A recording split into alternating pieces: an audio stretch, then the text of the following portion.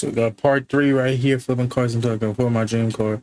You know, Doug Vargo, bro, back to back with it. Behind me is my BMW Z3. We just got this car for $3,500 in hopes that I can sell it for around $6K. So far, I waxed the car, made sure that it ran smoothly, and fixed the headlights. But in today's episode, I have to repaint the spot on the hood, fix this broken piece, and a bunch of other small things. I have a lot to do, and I still don't have a title. And so I tried calling them. Lord. I immediately had to deal with a robot. Can we please switch back to people? They then put me on hold for like 30 minutes just for them to say, access to customer service representatives is unavailable. why? So I got my paint, primer, and sandpaper. There's like a black thing in the way and I need to take it off. I'm gonna tape off the entire car and get ready to paint it.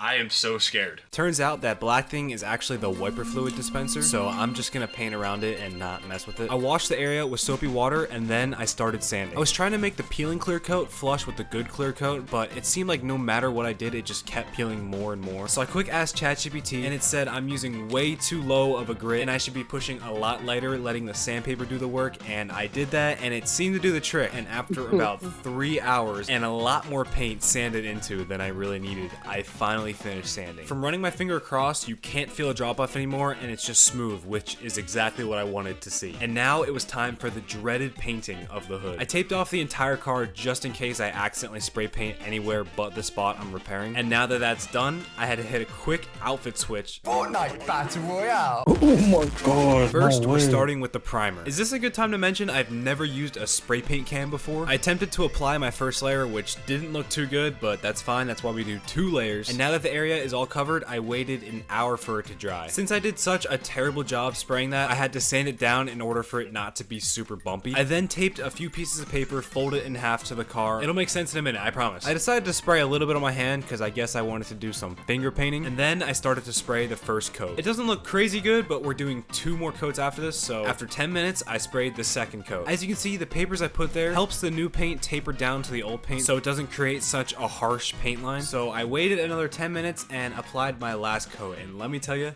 that was fun. And now, in order to protect the paint, I have to spray clear coat. I went super light on my first application, just making sure to cover all of the area. Waited 10 minutes and then finished it off with the last layer, which I sprayed on pretty thick. This took a lot longer than I thought it was going to, and I finished at almost 2 a.m. So now we have to wait 24 hours for this to dry. In the meantime, I started to look for a replacement for this missing piece here, but the only option I could find was to buy one off Facebook, which the only guy who had this part wanted $125 for it? Absolutely not. I still had the broken pieces of it, and after I put it all together, I realized I wasn't missing any pieces, so that gave me an idea. I ran out to Michael's to pick up some leather. They only had white and brown, so I decided to go with brown since I think it could match my interior and it would look cool. When I got home, I duct taped and super glued all of the pieces together, and just like that, all of this was feeling pretty solid, but obviously this is super ugly. So I got the leather I just bought and started wrapping it around the interior piece, securing it all with duct tape. Okay, I know it looks so unorganized and you're probably thinking it's stupid just to duct tape it all, but I just needed to get the leather in place because I'm screwing it into another piece of metal which will all hold it together. I then screwed it back in the car, which was a struggle, and just like that, we saved hundreds all by doing some arts and crafts. It's been 24 You hours. was kind of The paint cooking right obviously there, my looks way boy. darker in the spot I painted because of how extremely faded the rest of the paint is, but that's because I haven't polished the hood yet. As you can see, there's some sharp tape lines and the paint isn't perfect, so I went ahead and wet sanded the entire spot, sanding more around the edges to blend it with the old paint. I haven't even started this car in like a week, so here's a fresh cold start.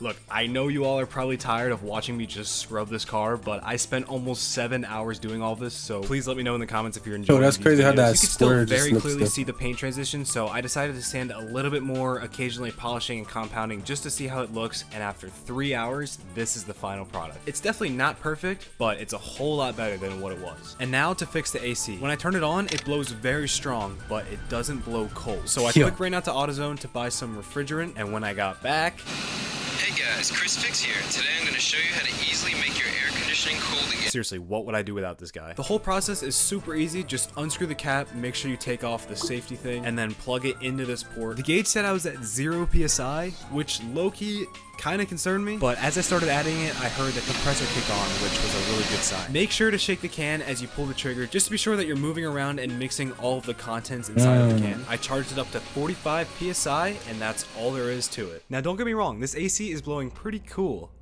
but that is a little cooler. I've been putting it off, but I really need to put this rear view mirror back on. I personally think it looks a lot cleaner without a rear view mirror on, but no, you have to have one legally. It's not that big of a deal. So here's before and after. Nothing special. It's a mirror. And now that it's all clean, it looks great, but I still can't sell it because I don't have a title. I'm losing hope. And as I was looking at houses in Alabama to move away from these stupid Yo, what the Pennsylvania fuck? title transfer rules, I got a text from my mom. What surprise? You have to say it. What do you mean say? You want you say like your title came. Oh, okay. All right, ready? Run it try it again.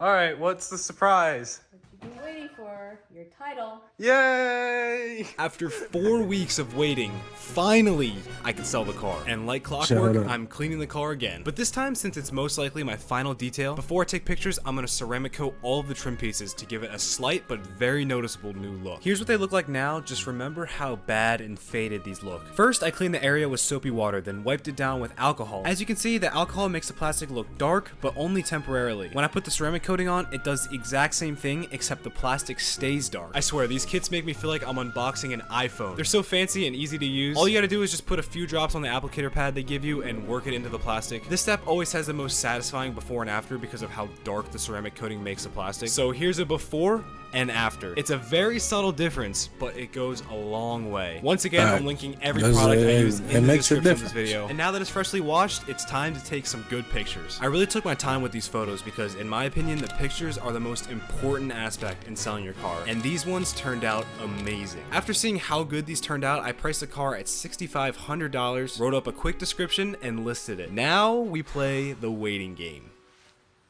I just listed the car up for $6,500. Driving this car, it's almost euphoric in a way because I would have never in a million years expected that just buying these two cars have almost got me to 100,000 subscribers. We are so close. Damn, It's that's literally been my dream crazy. ever since That I is first heard about crazy. YouTube. Just as a reminder, once we actually save up enough funds, I'm going to be taking a one-way plane ticket to like Arizona, New Mexico area, buying my dream 350Z, and then driving all the way back to my home state of Pennsylvania. I just recently took a trip to Colorado, and the scenery there was so perfect, and I am so excited to drive through on the way home. That just motivates me even more to keep doing this. So if you want to be there for my journey, be sure to subscribe. I really did not expect to get the title for probably like another month. I was about to put this car into a storage unit and then buy another car to flip. And now that I have the title, I already made plans to buy this car. So we might end up having two cars very soon. I'm not going to give it away, but this next car is going to be so fun. I'm so excited to show you guys. So with that, the next video is dropping very soon. Have a great rest of your day.